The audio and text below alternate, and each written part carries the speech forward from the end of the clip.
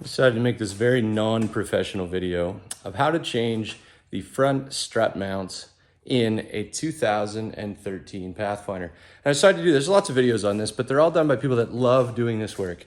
And that is not me. I hate doing this work. I'm not a mechanic. I don't enjoy it, but I do need to do it to save a little bit of money. And hopefully this video says to you, you can probably do it. If you've wrenched on a car before, get yourself a factory service manual. They're easy to come by. Find all that stuff that you need to find. But basically this job entails, I've already done some of it. You're gonna take your wipers off.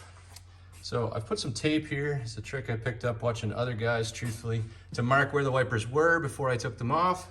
Took them off the wiper motor right here and right here. And then there's a cowling. It looks like something's missing. It's because there's a big plastic cowling. It's sitting over here that goes on in this place. And it's just body clips. Just use your eyes, find the body clips, pop them out. Just make sure you don't forget to take this hose apart. It attaches right there. That is your windshield washer hose, and it will cause you grief.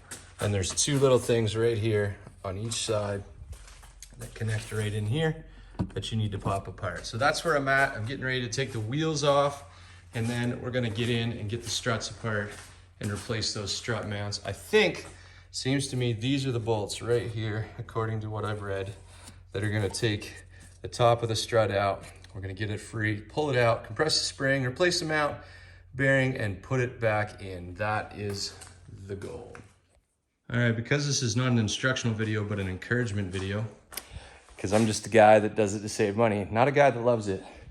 I'm gonna assume you know how to get your wheels off. Next thing you're gonna do to get your struts off, there's a bolt here and a bolt here. I've removed them both.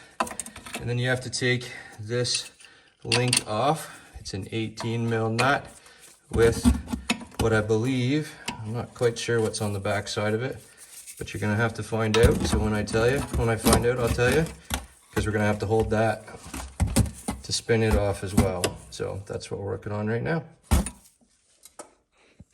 Just a couple of quick things I wanna show you right here.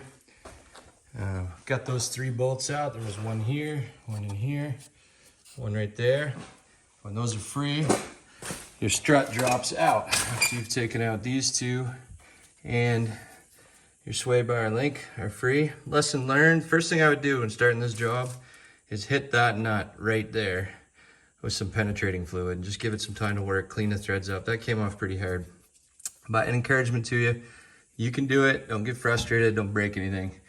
You are good to go. Some of the videos I've seen told me to take the wiper motor off.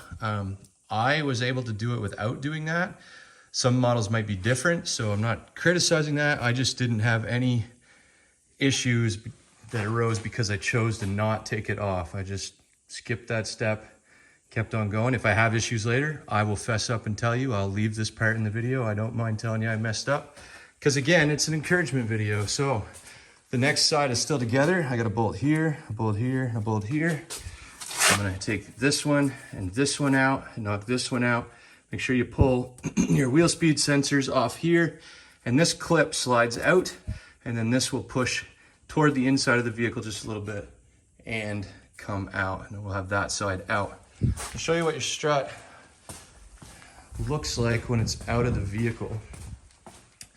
This is what we're dealing with right here. And after dinner, my grandfather always says you work better when you're not hungry, tired, or gotta pee. So I'm gonna go pee. I'm gonna get something to eat, have a little rest. This tab right here, I read in the manual, I've seen on other videos, it needs to go out, away from your vehicle when it's reinstalled. After lunch, we're gonna cage this spring. That's important. This part can be a little dangerous. I'm not putting it on video because I don't want to be responsible if you mess up, but you can get a shop to do this for you if you need them to. We're gonna cage the spring, and we're gonna take this whole mount assembly off and put a new one on. That's the plan, and then put this back on the vehicle. Time for lunch. All right, we've had lunch. We've caged the spring. It's got the new strut mount on it. I will show you something right here. This is a number 6, I believe, metric Allen fitting, which helped me a lot when I realized that mine was full of gunk, like grease, and so I couldn't really tell. But it holds that inside from spinning while you free this nut. And my, how much easier it is when you know the right way to do it. So if that helps you, I'm glad. We're gonna put this back in there, button everything up and call it done. And it looks like I'm gonna need rotors about the time my brake pads wear out. This is, I'm guessing I got a couple months left on the pads. So I'll be back in here again.